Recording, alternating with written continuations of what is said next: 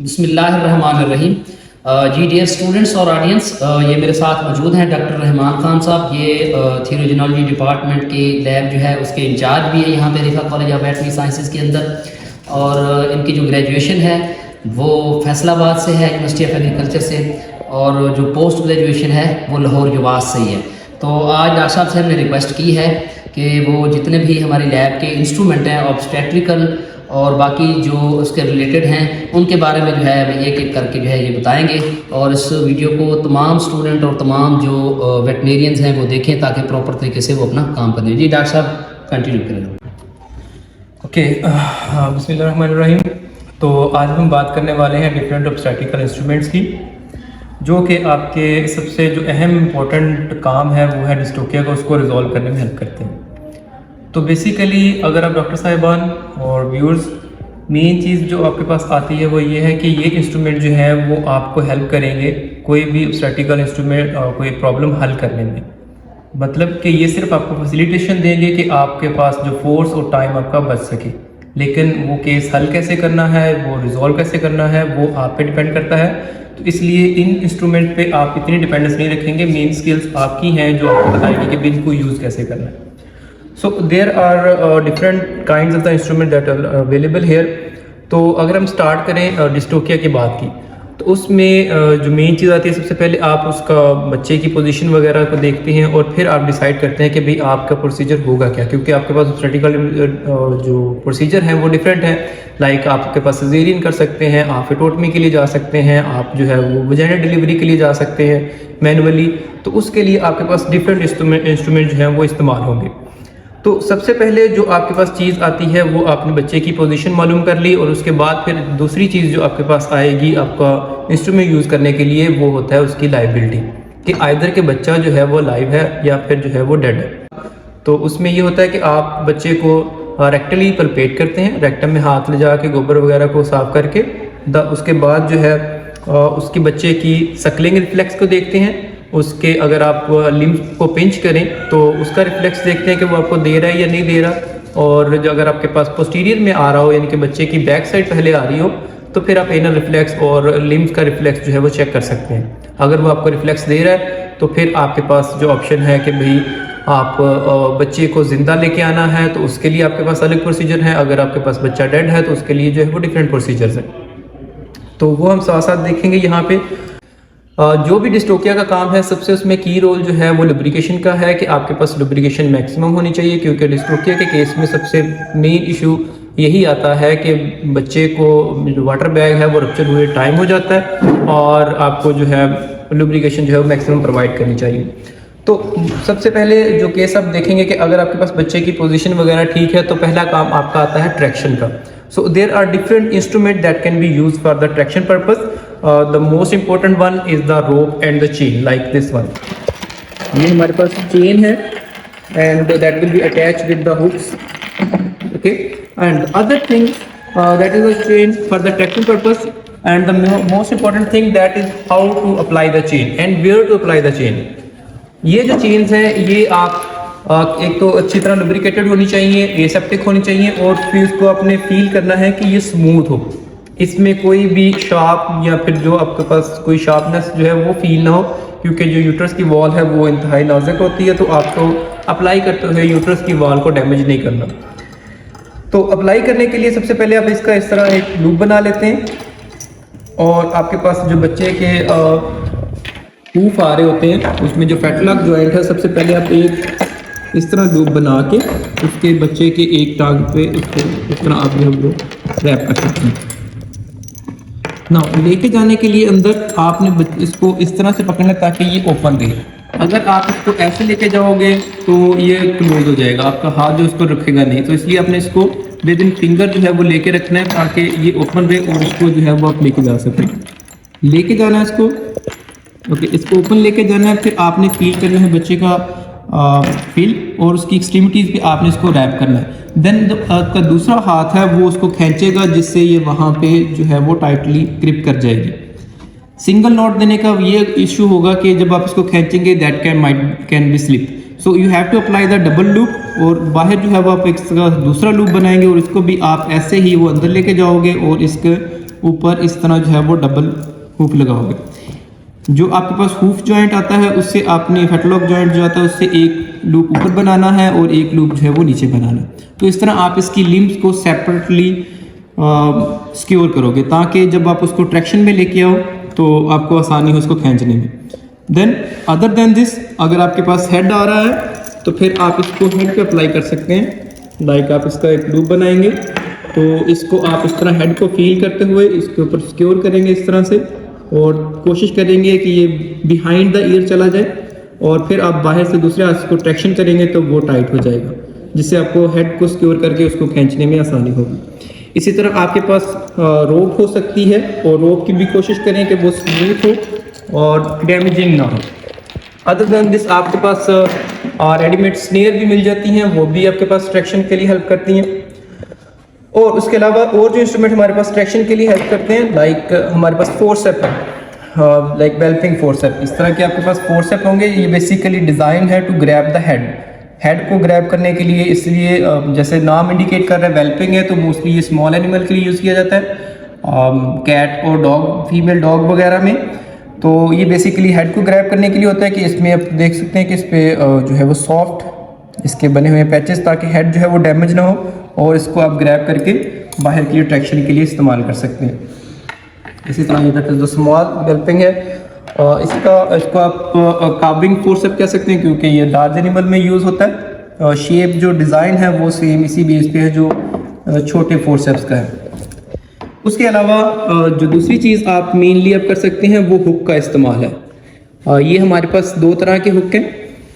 एक जो आप देख सकते हैं कि ये एक जो है ब्लंट है, आगे से स्मूथ है, और ये जो है वो आगे से पॉइंटी है, that is the sharp hook. तो दोनों का काम ट्रैक्शन है, एनिमल का एंगल है ये वाला, यहाँ पे अप्लाई कर सकते हैं। आप इसको जो आई का मीडियल कैंथस है वहाँ पे अप्लाई कर सकते हैं। अगर आपने आई पे अप्लाई करना है तो आप इसको इस तरह अप्लाई करेंगे। मीडियल कैंथस में जो आई होती है उसकी मीडियल साइड पे इतनी स्पेस होती है कि आपकी फिंगर वहाँ पे इजीली इंसर्ट हो सकती है बोवाइन में, तो वहाँ पे आप इसको अप्लाई कर सकते हैं। हमारे पास एक और स्पेशल इंस्ट्रूमेंट है, दैट इज़ द क्रे स्कॉटलर हुक।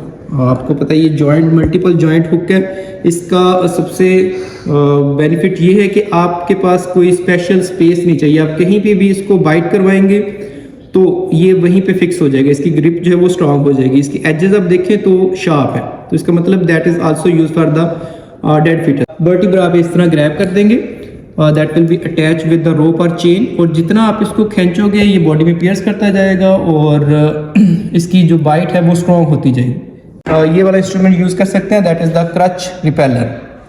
जैसा कि नाम बता रहा है रिपेलर, इसका मतलब इसने रिपेल करना है बच्चे को वापस धकेलना।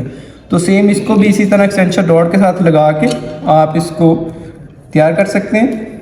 और उसके बाद नाउ साइट ऑफ एप्लीकेशन, ये आपको हेल्प करेगा कि बाहर से कोई एक्सटर्नल लेबर वाला बंदा भी इसको पकड़ के रख सकता है। आप अप्लाई करेंगे इसको इसके शोल्डर पे, बच्चे के ये आपके पास शोल्डर आ रहा है तो इसको अप्लाई करेंगे। जो एक्सटर्नल आपके पास लेबर है वो इसको पुश करके रखेगी ताकि बच्चा जो है वो एब्डोमिनल कैविटी में रहे, और वहाँ पे आप जाके इसका जो हाथ वगैरह जो भी अपनी मेडिटेशन करनी है वो कर सकें, ताकि बच्चा जो है वो बाहर आ सके। तो इस तरफ यहाँ पे देखो तो that is the cutting hook, जो कि आपके पास हेल्प करता है कि आप जो भी आपके पास इसमें एक्सट्रीमिटीज़ या फिर जो भी आप मैस इसमें आएगा तो आप इसमें ट्रैक्शन करोगे तो ये इसको काट देगा, क्योंकि दैट इज़ द शार्प, जो आपकी जो हुक है वो शार्प है अंदर से, तो इसको कटिंग हुक कहते हैं। ना दूसरा हमारे पास जो इंस्ट्रूमेंट है दैट इज़ द चीज़र। ये भी इसके साथ एक्सटेंशन रॉड लगा के आप जो इसके साथ जो है वो रॉड लगा सकते हैं, और ये बेसिकली यूज़ होती है फॉर द इविजरेशन। अगर आपने फीटस को कट किया है और उसका विजरा निकालना है तो उसके लिए आप इसको बोन से सेपरेट कर सकते हैं विजरा को, अलहदा करने में हेल्प कर सकता है। This one is the phytotome. अगर हमारे पास दो तरह के फिटोटोम हैं, ये जो है वो एक पूरा कंबाइन है और ये जो है सेपरेट हो सकता है। तो फिटोटोम जो है बेसिकली जैसा कि नाम बता रहा है, to cut the foetus to reduce the size of the foetus so it can be deliver through the vagina. तो इसमें आपको बनाने के लिए ये आप देख रहे हो कि ये फिटोटोम है मेन, और ये इसके साथ फिटोटमिकल वायर है, और इसको आप स्टैटिकल वायर भी कहते हैं। और इसके साथ आप जो है वो जैसा हमारे साथ डॉक्टर साहब हैं, ये इसके साथ हैंडल लगा रहे हैं। तो इसमें करना क्या होता है कि आप एक साइड से इसको वायर को पास करते हैं और देन दूसरे पाइप से इसको वापस लेके आते हैं, जिससे क्या होगा, एक साइड पे इसके लूप बन जाएगा और एक साइड पे आप इसके साथ हैंडल अटैच कर सकते हैं। These are the handle. तो ये काफ़ी जो है वो स्ट्रॉन्गली इसको ग्रिप करते हैं, इसके साथ फिक्स हो जाएंगे और आपको इसको ग्रिप करने में, वायर को खींचने में आसानी होगी। तो बेसिकली जो ये इंस्ट्रूमेंट है ये फ्रिक्शन से काटता है, यानी कि आप इसको लूप जो है ये आपका रेडी हो गया, तो आप इस लूप को तब इसके ऊपर फीटस के ऊपर लेके जा सकते हैं अगर आपको फीटस की एक्सट्रीमिटीज़ मिल रही। तो डिफरेंट लेवल पे आप बच्चे को काट सकते हैं। लाइक अगर आपके पास ये लिम्ब आ रही है, इसको आप लूप को अंदर लेके जाएंगे, इसकी लिम्ब पे जो है वो रैप करेंगे और कोशिश करें कि ये जो आपके पास फिटोटोम है वो फर्मली अटैच हो with the limb of the foetus, इस तरह से, ताकि सिर्फ ये वायर का वो पार्ट ही एक्सपोज हो जो बच्चे की लिम्ब के साथ आ रहा है, बाकी सारे का सारा जो है वो फिटोटोम इसको कवर कर लेगा। और जैसे ही आपकी कटिंग स्टार्ट होगी ये इसके अंदर चला जाएगा, तो ये वायर भी बॉडी के यूट्रस के साथ एक्सपोज नहीं रहेगी। और इससे पहले आपने कंफर्म कर लेना है कि कोई भी चीज़ इसके ऊपर जो यूट्राइन के कोई आपके समझते हैं कि भाई क्रंकल्स वगैरह वो इसमें ना हो, यूट्रस का कोई भी पार्ट इसके अंदर ना हो। देन आपने इसको अल्टरनेटिवली पुश करना होता है, जो एक साथ आपने ये कंफर्म करके रखना है कि ये इसके साथ अटैच रहे। और जिस चीज़ को आपने काटना है, फॉर एग्जांपल इस लिम्ब को काट रहे हैं, देन इस लिम्ब को आपने सिक्योर करना है विद द रोप और विद द चेन, ताकि जब इसको काटें तो इसको आप बाहर ला सकें। उसके बाद इसको आपने जो है वो अल्टरनेटिवली पुश करना होता है, इसी तरह से इसको फिक्स कर लिया। फिक्स करने के बाद इसको आप अल्टरनेटिव वे में जो है वो, जैसे आपने देखा होगा कि पुराने ज़माने में दूध से दही बनाते थे, मक्खन वगैरह, तो उसके लिए आप यूज़ करते थे। अल्टरनेटिवली आपने इसको पुश करना है 1 बाय 1, ताकि फ्रिक्शन से ये चीज़ जो है वो कट जाएगी। ओके, तो इसके साथ फिटोटोम के साथ एक ये स्पेशल इंस्ट्रूमेंट है जिसको आप वायर डायरेक्टर कहते हैं। ये एक्चुअली हेल्प करता है कि अगर आपके पास ये एक्सट्रीमिटीज़ जैसे ये पीछे बेंड कर गई हैं, तो आप इस लूप को इस एक्सट्रीमिटी पे नहीं लेके जा सकते। तो इसके साथ आप क्या करते हैं कि इसको फिटोटोम के एक वायर में से पास किया वायर को, देन वायर को इसके साथ बांधेंगे और फिर इसको इसके अराउंड घुमा के बाहर ले आएंगे। वायर को बाहर लाने के बाद इसके दूसरे पाइप में से गुजारेंगे, जिससे क्या होगा कि ये जो लूप है ये इसकी एक्सट्रीमिटीज़ पे आ जाएगा और फिर आप इस पार्ट को कट कर सकते हैं। और उसके अलावा हमारे पास कुछ मिसलेनियस हैं इंस्ट्रूमेंट जो कि हेल्प करते हैं हमारे डिफरेंट प्रोसीजर में। लाइक अगर आप इसको देखें तो ये हमारे पास वजाइनल स्पेकुलम है, that is used to expose the vagina. और उसके साथ आप इंटरनल ओस की जो स्ट्रक्चर्स है उसको देख सकते हैं, वहाँ पे कोई इशू हो वो देख सकते हैं। और उसके अलावा हमारे पास ये बोहनर नीडल है।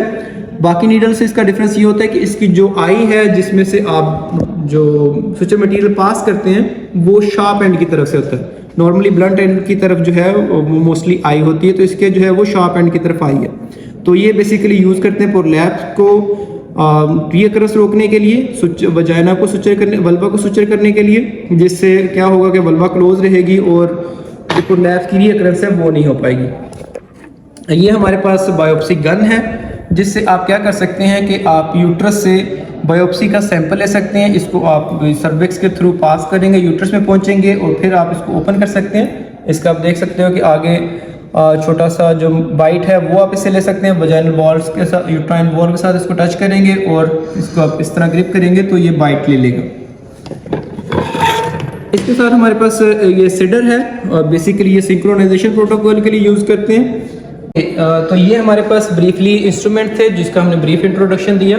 अगर आपके पास कोई इशू हो तो डिटेल डिस्कशन के लिए आपके पास जो लिंक वगैरह है वहाँ पे आप कमेंट कर सकते हैं, और बात यानी कि आपका कोई इशू हो, कोई क्वेश्चंस हो, वहाँ पे आप जो चीज़ें हैं वो राइट कर सकते हैं। Thank you very much. Thank you so much. Follow Vet Hamza Khan 2.0.